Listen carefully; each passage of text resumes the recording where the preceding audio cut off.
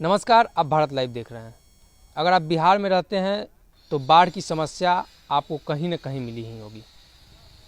ये वीडियो बंद करने से पहले आप एक बार सोचिए कि जिन क्षेत्रों में हर साल बाढ़ आता होगा उन क्षेत्रों की स्थिति क्या होगी।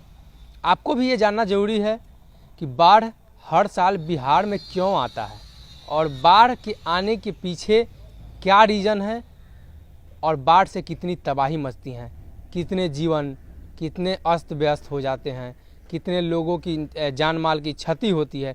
इन सभी तमाम मुद्दों के साथ हम कुछ डाटा लेकर आए हैं आपके लिए, जो हर उस बिहारवासी के लिए जानना ज़रूरी है जो बिहार की सत्ता में बैठे सरकार को वोट करते हैं।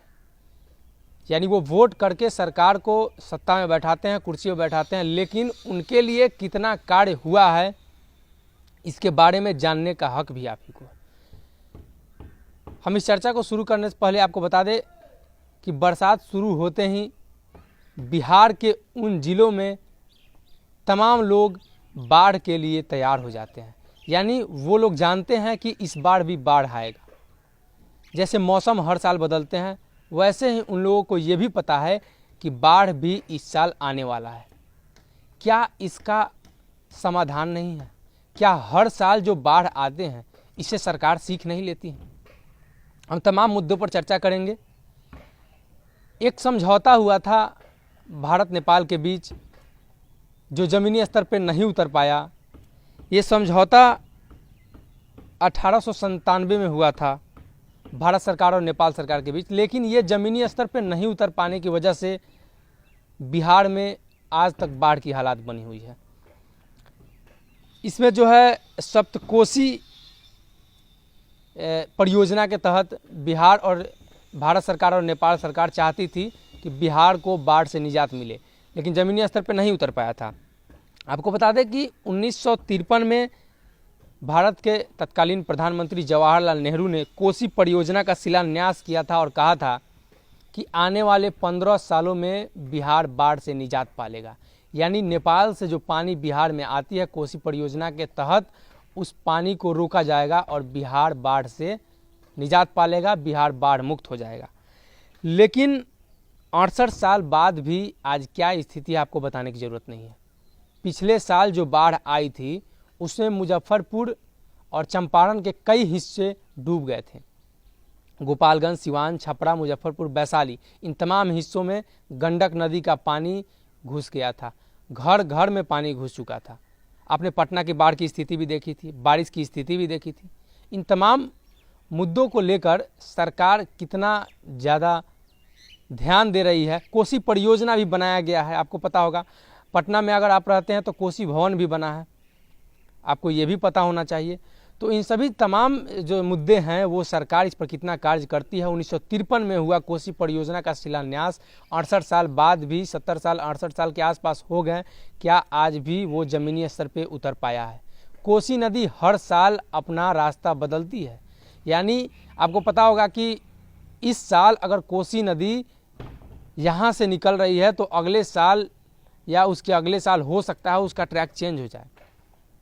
लेकिन सरकार ने अभी तक इस पर कितना काम किया है, ये ज़मीनी स्तर पे उतरा या नहीं उतरा आप सभी को पता है। 1952 में कुल बाढ़ प्रभावित क्षेत्र 25 लाख हेक्टेयर थे। यानी 1952 की स्थिति जब भारत आज़ाद हुआ था उस समय तत्कालीन प्रधानमंत्री जवाहरलाल नेहरू ने जो समझौता किया था, कोसी परियोजना का शिलान्यास किया था, उस समय 25 लाख हेक्टेयर था। अभी बिहार में बाढ़ जो है 68.8 लाख हेक्टेयर हो गया है। यानी बाढ़ प्रभावित इलाका में बढ़ोतरी हुई है। हम कह रहे हैं कि टेक्नोलॉजी की तरफ हम बढ़ रहे हैं, हम पुल बना रहे हैं, पुलिया बना रहे हैं, लेकिन बाढ़ से निजात नहीं पा रहे हैं। उत्तर बिहार का 76% आबादी बाढ़ से डूब जाता है। बिहार के 15 से 16 जिले हर साल बाढ़ से डूबते हैं। ये कुछ डाटा है, ये सरकारी डाटे हैं। देश का 16.5% बिहार का, यानी टोटल जो बाढ़ देश में आते हैं उसमें 16.5% जो है सिर्फ बिहार में बाढ़ आते हैं, लेकिन इसकी चर्चा कहीं नहीं होती है। देश के कुल आबादी का 22% लोग बिहार में हर साल बाढ़ से प्रभावित होते हैं। यानी बिहार में बाढ़ से प्रभावित होने वाले लोगों की संख्या अगर भारत में 100 करोड़ लोग हैं तो 22% यानी 22 करोड़ के आसपास लोग। बिहार में बाढ़ आती कहाँ से? जिसमें नेपाल से चलने वाली मुख्यतः कोसी, नारायणी, करना, राप्ती और महाकाली नदी है और गंगा नदी भी इसमें भरपाई कर देती है। बची कुछ जो भरपाई होती है वो गंगा नदी कर देती है। बाढ़ आने के पीछे अन्य रीजन भी है, गंगा नदी या अन्य नदी में गाद हो जाना, पेड़ पौधों को कटना। लेकिन तमाम मुद्दों के बीच आपको एक डाटा हम दे रहे हैं। 2008 में कुशहा, सुपौल जिले में जो है तटबंध, वहाँ का जो तटबंध टूटा था उसमें 35 लाख लोग बाढ़ से प्रभावित हुए थे और 4 लाख लोगों का मकान टूटा था। आप समझ सकते हैं कितनी बड़ी आबादी बिहार में बाढ़ से प्रभावित है। पिछले साल मुजफ्फरपुर में सिर्फ 19 दिन में 17 जगह बांध टूटा था और कागजों पर बताया गया कि इस बांध के टूटने के पीछे का कारण चूहा है। बिहार में शराब पी जाता है चूहा, हथियार गायब हो जाता है तो चूहा हथियार गायब करता है। अब बांध भी टूट रहा है, उसमें भी चूहा बांध तोड़ रहा है।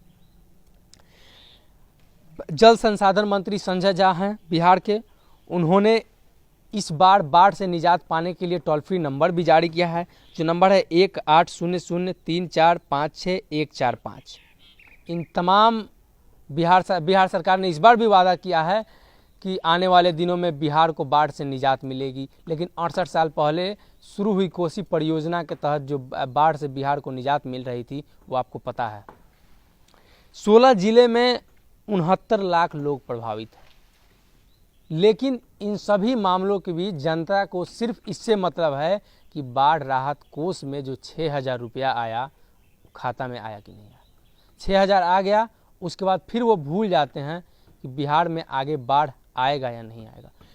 इसका जो अस्थाई सॉल्यूशन है वो अभी तक नहीं निकल पाया है। इसके पीछे बिहार सरकार, अभी तक जो बिहार में सरकारें रही हैं, चाहे वो 15 साल नीतीश कुमार का शासनकाल हो, लालू यादव का शासनकाल हो, तमाम 30-35 सालों का शासनकाल हो, इन सभी की देन है जो बिहार आज भी बाढ़ से डूब रहा है। लेकिन जनता 6,000 के पीछे भागती है। मकान टूटा 5200 रुपया उसका मिलेगा, क्षतिग्रस्त हुआ फूस का मकान है 4100 मिलेगा। तमाम तरह की जो सुविधाएं होती है, जो लोग बाढ़ प्रभावित क्षेत्र में रहते होंगे उनको पता होगा।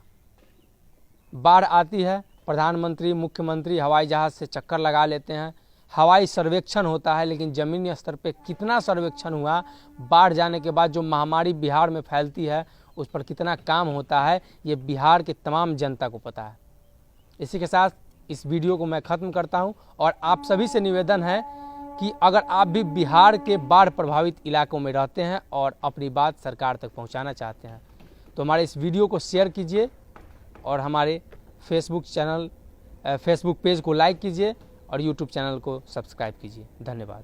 अगर ये वीडियो पसंद आई और वह बिहार के राजनीति और बिहारियत से सरोकार रखेनी तो सब्सक्राइब बटन दबा के चैनल के सब्सक्राइब कर ली।